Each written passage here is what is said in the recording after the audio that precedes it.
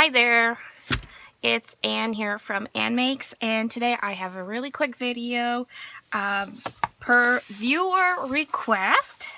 Callie G, this one's for you especially. I was asked, could you please stamp out the images that you get from those stamps that you hauled at Dollarama? And I thought, what a great idea.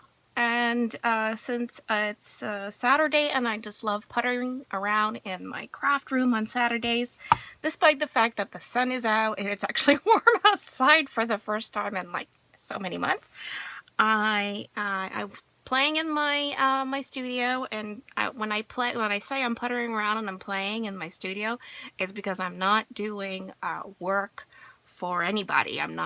This is not work that I'm going to be paid for. This is just for my own pleasure.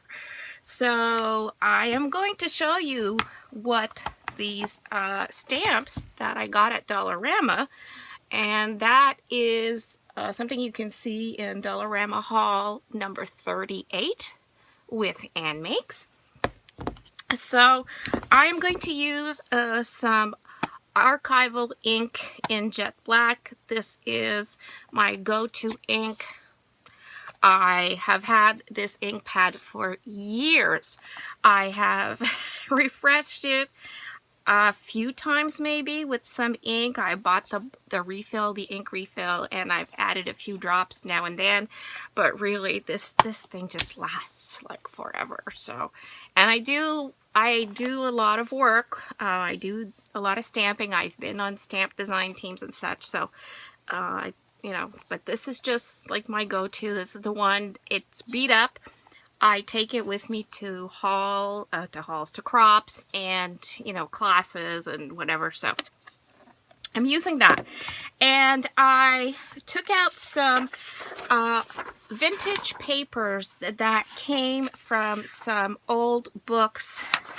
This one, I believe this one was from late 1960s, like 1968 or so. This is also a book from 1978. And these are books. This is from a book from 1940 something. I remember it's a children's book. It's very, very thick paper. So I was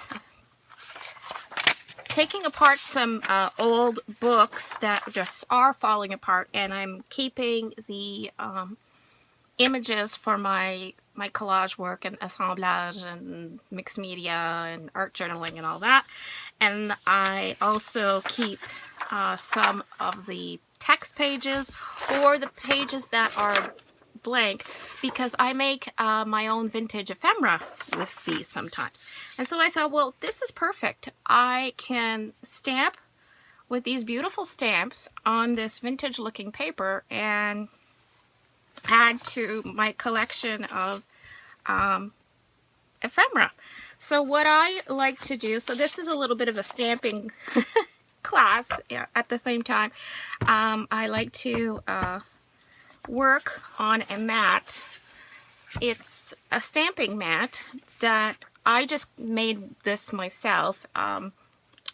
I took 2 pieces of fun foam that I did purchase probably at a dollar store, and they are glued together. And I've had this for years, so this is probably foam from Dollarama, but it could also be foam from Michael's. I don't remember. I've had it for a very long time. And I just like to use a mat. I also use a mouse pad sometimes, or a pad of newsprint paper. I just like that it kind of gives me a crisper image. Now this is the first time I'm stamping with these, so I'm not sure that it's going to be successful, but my desk is a mess, by the way. But this is real. This is for reals, people. So this is, and I got it off the corner a little bit, so it's not perfect, but I will be cutting this out. So here you go. So here is the image from this stamp that you get. And now let's do this scenery one. I do advise you to work on a desk that is less dusty and filled with little shards of paper like I'm doing, but right now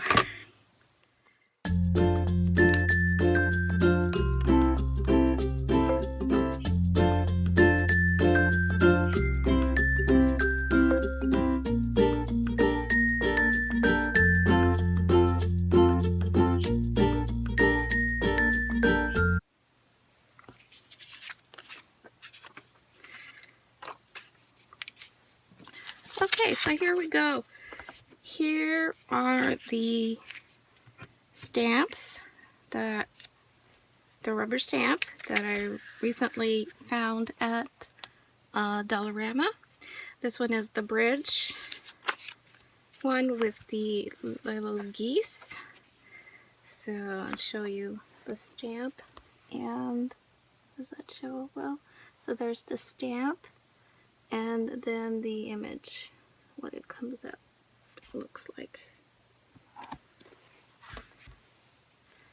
And I did these on some vintage book paper. This is the birthday wish sentiment. I stamped it in red just so you could see that you could use any ink color.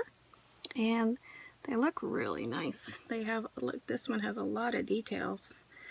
It has like a circus theme to it. There's elephants and gumball machines, and it's, to me, it's quite vintage looking too. So I really like all the details in this one. So you can see, this is the stamp. Use my camera frame. Okay. And the scenery one. Maybe I should put them this. Yeah, they are in the same position. So this is the scenery one with the well, here we go. The mountains there and the trees. You can see all the details. They're gorgeous stamps. And oh, there's two left. Sorry, I said and as though it was the last one. Here are the birds. I did the birds on a piece of old, like tan colored book paper and white, just to show you how nice they look. So this is what you get with these stamps from Dollarama that are only $1.25 if you can get your hands on them. And the other one, oh, and the mouse. My mat is a little dirty, so I'll put Mousy on the green here because Mousy is my favorite. And here's the mouse one in his nightie. See all the details. So now I will confess that my first images did not come out very well, and that is because they are brand new stamps. I had not conditioned them, and I should have known better. So what that means is when you get a brand new rubber stamp, it will not, it might not, sometimes they do. It might not give you a really good image when you stamp with it the first time if you do not, if it's brand new and you haven't conditioned it. But that's not all the stamps. These, for some reason, had some sort of coating on them that I completely forgot about. And I could have used an eraser. I could have used an eraser and just kind of erase that invisible sort of coating that's on there, and that would have helped to condition the stamps. Another thing is just to use the stamp a few times, clean it, and then reuse it, and that time your image will be crisp. Also, these are big and they're wood, so you can see they're the size of my hand. You need to apply pressure, and that is why it's nice to have some sort of foam or pile of paper underneath, and standing really helps to push down on the stamp and to give it a nice image. So that is the little collection of Dollarama stamps that I purchased in Dollarama haul number 38. And this is what they look like when you stamp them. And I am going to have a lot of fun making things with these. They make nice images to stamp onto cards. They make nice images for vintage ephemera, die cuts, you name it. This one is also perfect for a birthday card. There you go. So if you like this video, I would so appreciate a thumbs up. And if you have any comments or other suggestions or questions, please let me know in the comments below. I do read all comments. I do get back to them. And as you can see, if I get a special request, I just might fulfill that request. So thanks again for watching. Thanks for your support. If you'd like to subscribe because you are not already subscribed, then please do so. I would love to have you as a subscriber. And take care of yourself. And until the next little DIY or haul, I will catch you. Bye.